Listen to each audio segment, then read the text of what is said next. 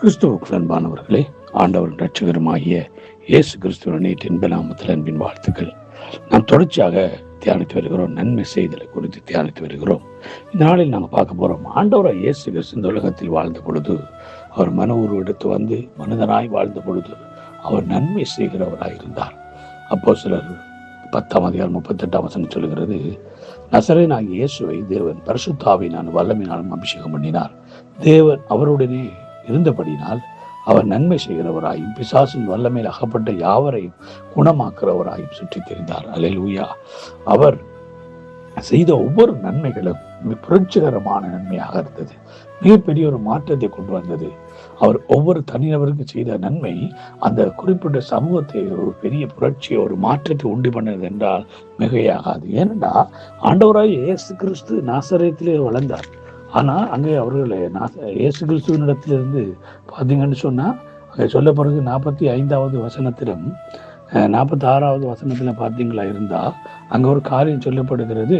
பிலிப்பு Nathan கண்டு நியாயப்பிரமாணத்தில் மோசே தீர்க்கதரிசியும் எழுதியிருக்கிறவரை கண்டோம். அவர் யோசேப்பின் குமாரன் நாசரேத்தில் இயேசுவே என்றார். அதற்கு நாத்தான் நாசரேத்து யாதொரு நன்மை உண்டாகக்கூடுமோ என்ற ஒரு சூழ்நிலை. அதாவது நாசரேத்தில் எந்த நன்மையும் வராத ஒரு ஐதீகம் இருந்தது. ஆனால் அந்த இடத்துல தான் இருந்துதான் நன்மை இந்த உலகத்துக்கு வந்தது. அல்லேலூயா. அவரே ஒரு நன்மையாயிருந்தார். என்னன்னு சொன்னா, 3வது அதிகாரம், யோவான் 3ஆம் அதிகாரத்திலே பார்க்கிறோம். அந்த இடத்துல அழகாக ஒரு காரியத்தை அந்த ரஃபி வந்து சொல்லுகிறான். தேவன் உம்மோடு இல்லாவிட்டால் இப்படிப்பட்ட அற்புதங்களை செய்ய மாட்டார் என்று 2வது வசனம் சொல்லப்படுது. ஆண்டவர் அப்படிப்பட்ட அற்புதங்களை, அப்படிப்பட்ட நன்மைகளை அவர் செய்யறதுக்கு காரணமே தேவன் அவரோடு இருந்தபடி, அவர் தேவனாக இருந்தபடினால. சமாரிய ஸ்திரியை பார்க்கிறோம்.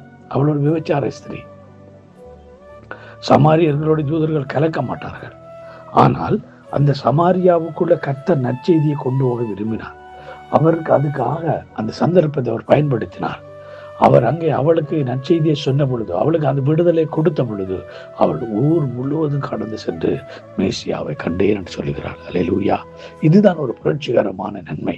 அவருடைய வாழ்க்கையில ஒரு பெரிய ஒரு நன்மை அவளுக்கு வாழ்க்கையில ஆண்டவர் காண்பித்தார். அந்த முழு சமாரியாவுக்கும் நற்செய்தி போறதுக்கு ஏதுவாய் கர்த்தர் அந்த சௌகரியை பயன்படுத்தினார். அது மாத்திரமல்ல பிரியமானவர்களே, சகைவார் ஆயக்காரனுக்கு தலைவன், வரி வசூலிக்கிறவன். அவன் அங்க மரத்தடியில இயேசு கண்டுகிறார், போறார். இயேசு அவனை காண்கிறார், கூப்பிடுகிறார், உன் வீட்டுக்கு வர வேண்டும் என்று சொல்லுகிறார். ஆனா இயேசுவை பார்த்து எல்லாரும் என்ன சொன்னார்கள்? பாவியான மனுஷனிடத்தில் இவர் போகிறார். பாவியான மனுஷரிடத்தில் இயேசு போகிறார். ஆனால் பாவத்தை வெறுக்கிற ஆண்டவர் பாவியை நேசிக்கிறவராய் அந்த இடத்துல வெளிப்பட்டார்.